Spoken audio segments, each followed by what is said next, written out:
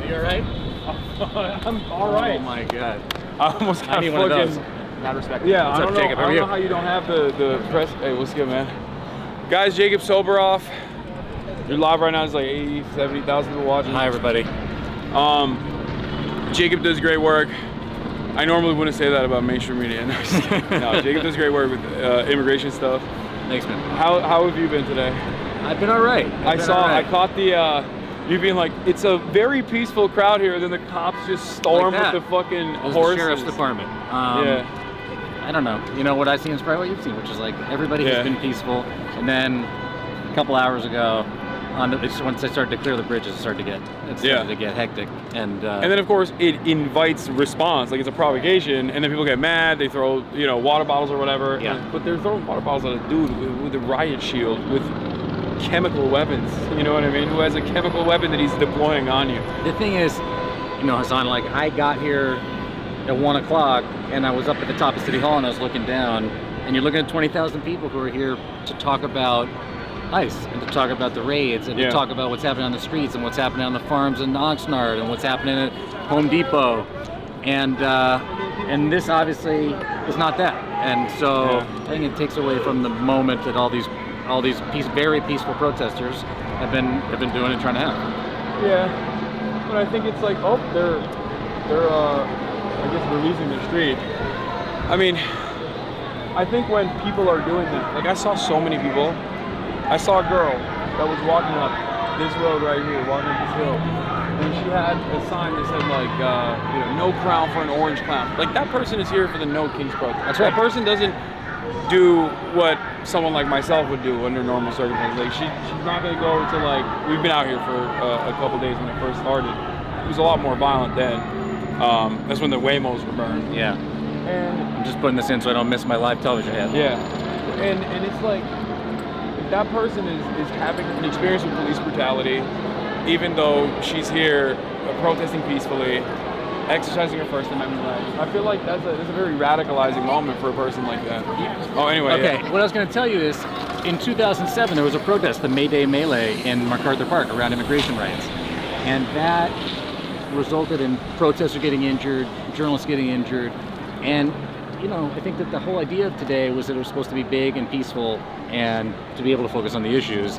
And obviously, what has happened with the police department, with the sheriffs, with the LAPD, with CHP too, has taken away from that. Yeah. But as well as I do, these people are not going to stop. And Oh they'll no! be back at here tomorrow. And especially when they get hit, then it's like, they're gonna do it again. They're gonna go back out again. What are you guys gonna do later today? Go home and see my kids. It's my anniversary.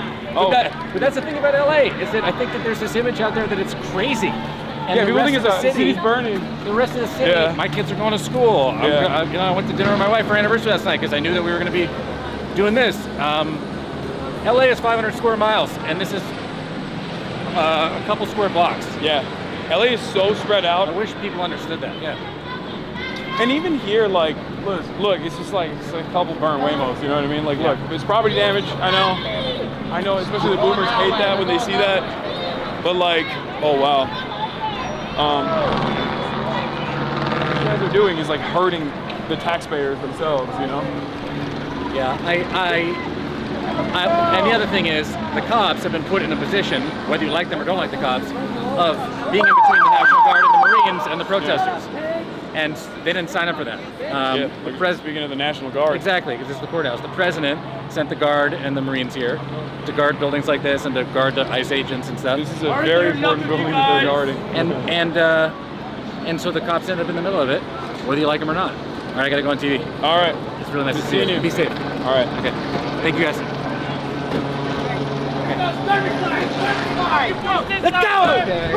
Okay, calm down. Calm down. Chill. You want to get at the subway station? Fuck you! Put your hands up, everyone! Put your hands up! Fuck these pigs! Fuck Joe! Spread out, all the way over! Fuck Joe! Fuck you guys! classic example of people that are standing on the side of the fucking street, not doing anything, and instantly, in that moment, you see it. As soon as the cops come in, all of a sudden it's violent. All of a sudden it's an altercation. All of a sudden there's a severe escalation. Nice to meet you. The way I see it, like sometimes I think about cops as like normal people, right? If a group of regular ass dudes came up with gear, it didn't say they were cops, but just a group of dudes came up from a car, got out, started yelling at you, like they'd be fucking terrified. And it's no different when it's the cops doing it. And I would go so far as to say it's even worse when the cops are doing it, because they're also unaccountable. The expectation is that they're supposed to be accountable, and that accountability is supposed to help you feel like, what's up, man?